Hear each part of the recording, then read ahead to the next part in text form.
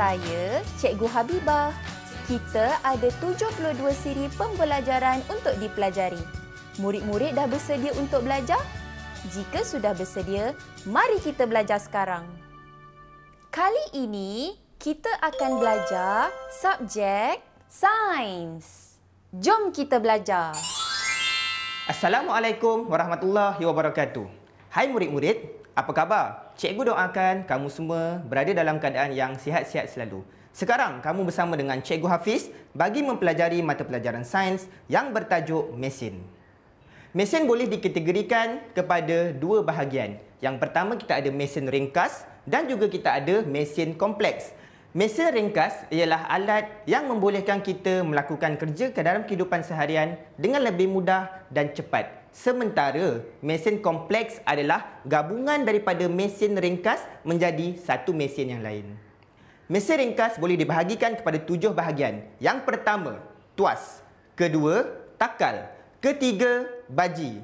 Keempat, roda dan ganda. Kelima, skru. Keenam, gear. Dan yang terakhir ialah satah condong.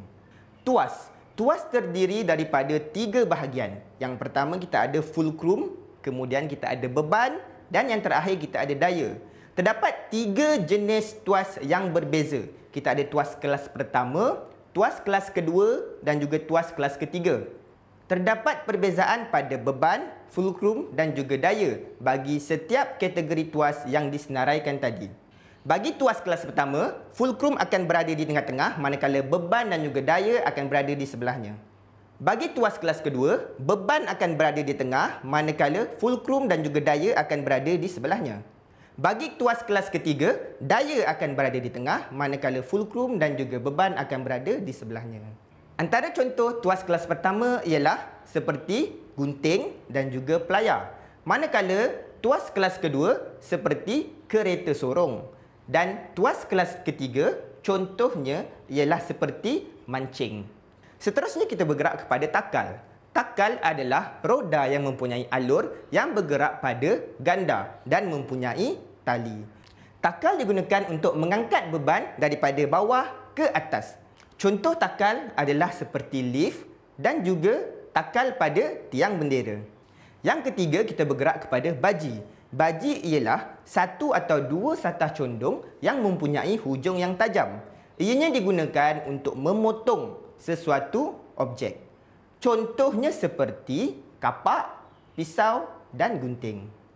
Yang keempat adalah roda dan ganda. Roda dan ganda terdiri daripada rod yang dipasang berserenjang pada pusat roda. Ianya digunakan untuk menggerakkan sesuatu objek atau memutarkan sesuatu objek. Contoh yang paling dekat dengan kita dalam kehidupan seharian adalah seperti pemutar skru dan juga tombol pintu. Seterusnya ialah skru. Skru ialah terdiri daripada bahan yang mempunyai alur yang berlingkar. Ianya digunakan untuk menyatukan dua bahan atau mengetatkan dua bahan. Contoh yang paling dekat dalam kehidupan kita adalah penutup botol minuman. Contoh mesin ringkas yang seterusnya ialah gear. Gear terdiri daripada satu roda ataupun satu silinder yang bergigi dan dipasang pada gear yang lain. Gear biasanya digunakan untuk mengubah kelajuan sesuatu mesin kompleks. Biasanya, gear akan terdapat pada satu mesin kompleks ataupun mesin ringkas yang lain.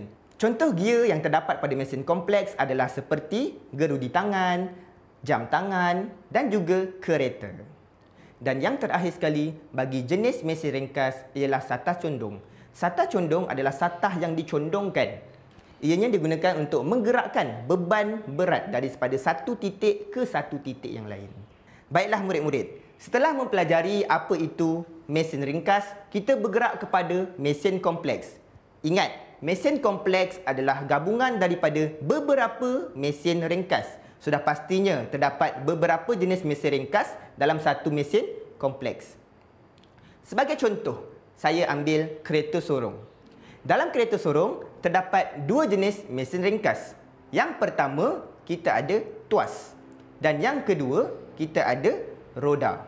Tuas yang digunakan pada kereta sorong adalah jenis tuas kelas kedua, di mana beban akan berada di tengah-tengah, manakala fulcrum akan berada di sebelah kanan dan juga daya akan berada di sebelah kiri. Bagi contoh mesin kompleks yang seterusnya, saya membawa contoh gunting. Pada gunting, kita dapat lihat ada 3 jenis mesin ringkas. Yang pertama, kita ada skru. Yang kedua, kita ada baji yang terdapat pada bilah gunting. Dan yang ketiga, kita ada tuas. Tuas yang digunakan pada gunting adalah tuas kelas pertama, di mana fulcrum berada di tengah-tengah, beban berada di sebelah kanan, manakala daya berada di sebelah kiri. Bagi contoh mesin ringkas seterusnya, saya membawa contoh basikal. Seperti yang kita sedia maklum, basikal berada dekat dengan kita kerana hampir setiap hari kita mengayuh basikal. Antara mesin ringkas yang terdapat pada basikal adalah skru. Kemudian kita ada tuas. Kemudian kita ada roda dan ganda. Dan yang terakhir kita ada gear. Dalam tajuk ini juga, kita akan mempelajari penciptaan mesin yang lestari. Apa maksud penciptaan mesin yang lestari itu? Lestari bermaksud tidak berubah, kekal dan juga tetap. Mesin yang lestari ialah mesin yang tahan lama, tidak mudah rosak, menguntungkan serta selamat kepada alam sekitar. Seterusnya, cikgu akan bercakap tentang kepentingan mesin dalam kehidupan seharian. Yang pertama, mesin digunakan untuk mengangkat atau memindahkan barang. Yang kedua, mesin digunakan untuk manusia bergerak daripada satu kawasan ke satu kawasan lain dengan mudah. Yang ketiga, dengan adanya mesin, masa manusia untuk membuat sesuatu kerja dapat disingkatkan. Yang keempat, dengan adanya mesin, peningkatan kualiti dan juga kuantiti barang dapat dipertingkatkan. Seterusnya, mesin juga dapat membantu manusia melakukan kerja rumah dengan pantas. Dan akhirnya, mesin juga dapat membantu komunikasi antara manusia.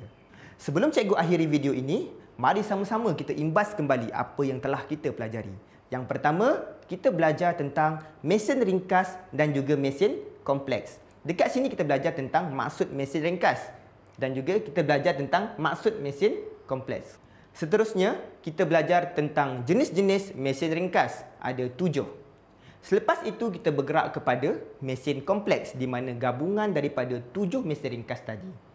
Seterusnya, cikgu ada berbincang tentang penciptaan mesin yang lestari dan akhirnya, cikgu ada beritahu kepada anak-anak murid semua tentang kepentingan penciptaan mesin dalam kehidupan seharian. Sampai di sini saja video cikgu. Sehingga kita berjumpa lagi di lain video. Assalamualaikum.